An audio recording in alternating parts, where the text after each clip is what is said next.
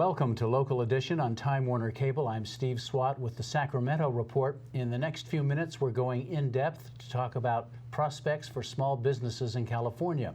My guest this segment is Julian Canete, who's the Director of Public Policy for the Cal-Asian Chamber of Commerce. Correct. Thank you very much for being with us. Thank you for having me again.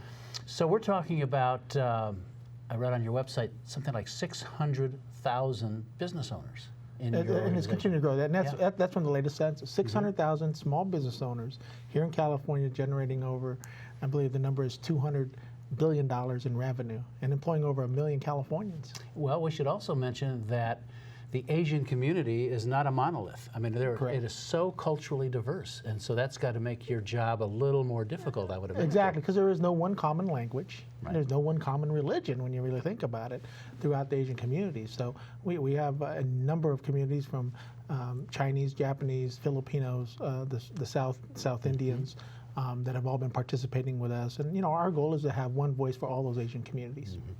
I like to say that your organization really is not your father's Chamber of Commerce, because in the olden days it was like you have your mixers and you want to grow the business, but you do it domestically to try to get some more customers. But now you have such a robust international flavor, and that is really expanding opportunities. And expanding opportunities, you know, traditionally people always think that it's large businesses, you know, big businesses that do the international trade stuff, and we're seeing a lot of small, medium-sized business opportunities being created, especially in Asia.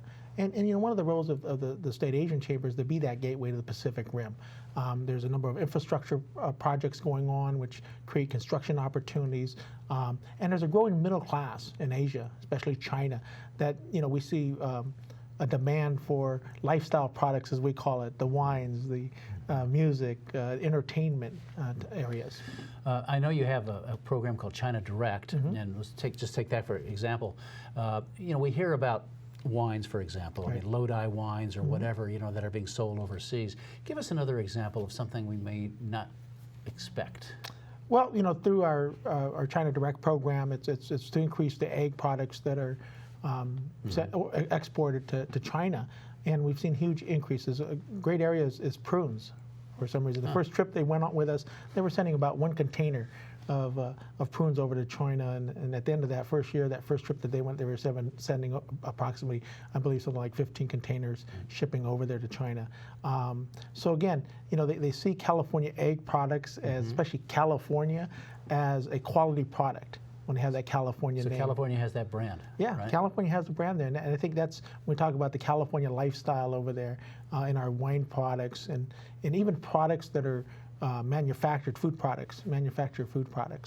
So do you find some of your members are increasing their overall revenue by 20%, 30% maybe, more? Well, you know, we have some companies. I just spoke with a company recently that on infrastructure projects, they supply utility, electrical conduit and the boxes that you see in our streets and our sidewalks, and they estimate they can increase their revenue, you know, twofold, if by working on infrastructure projects in the Pacific Rim.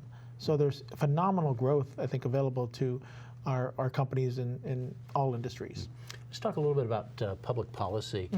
The Asian Pacific Islander communities have grown in California, certainly dramatically. It's now, what, 15% or so of the California 16%, population, which means you have more electoral clout. And I know all the the election get-togethers that you have with politicians are very, very well attended, and so you're taking very, very seriously, which means that you probably have greater chance to get some legislation through the Capitol.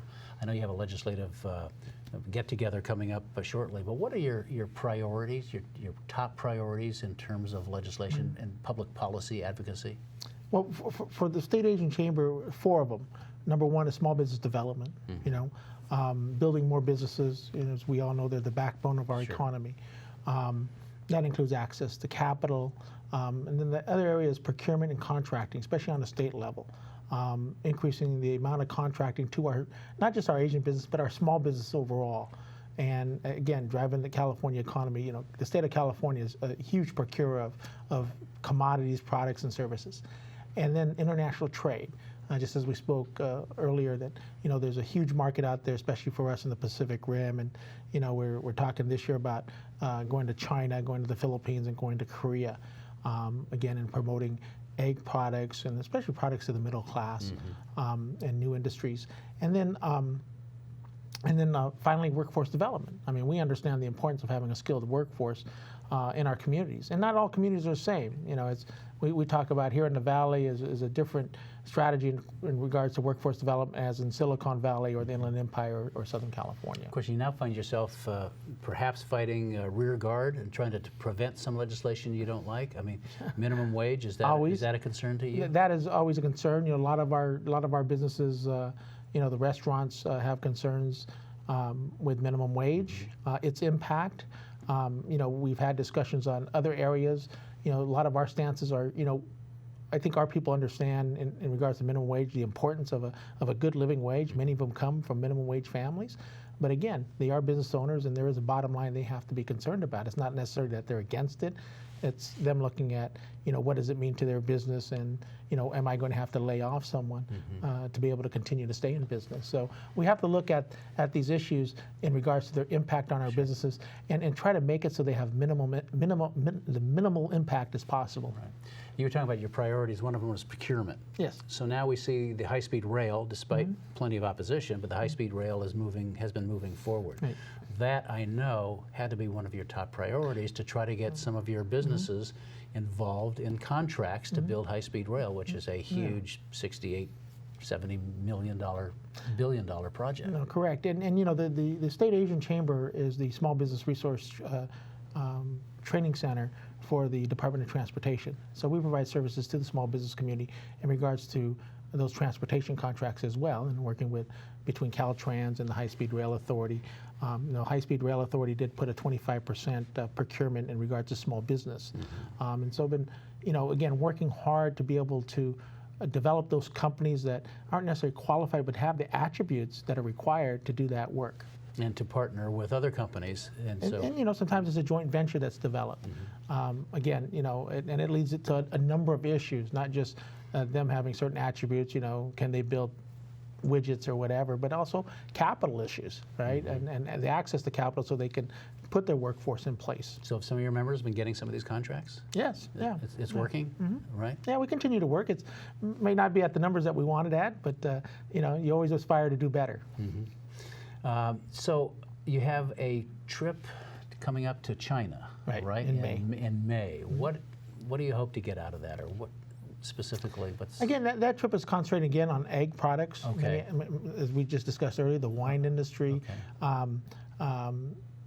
egg products that are being exported, both raw but also manufactured.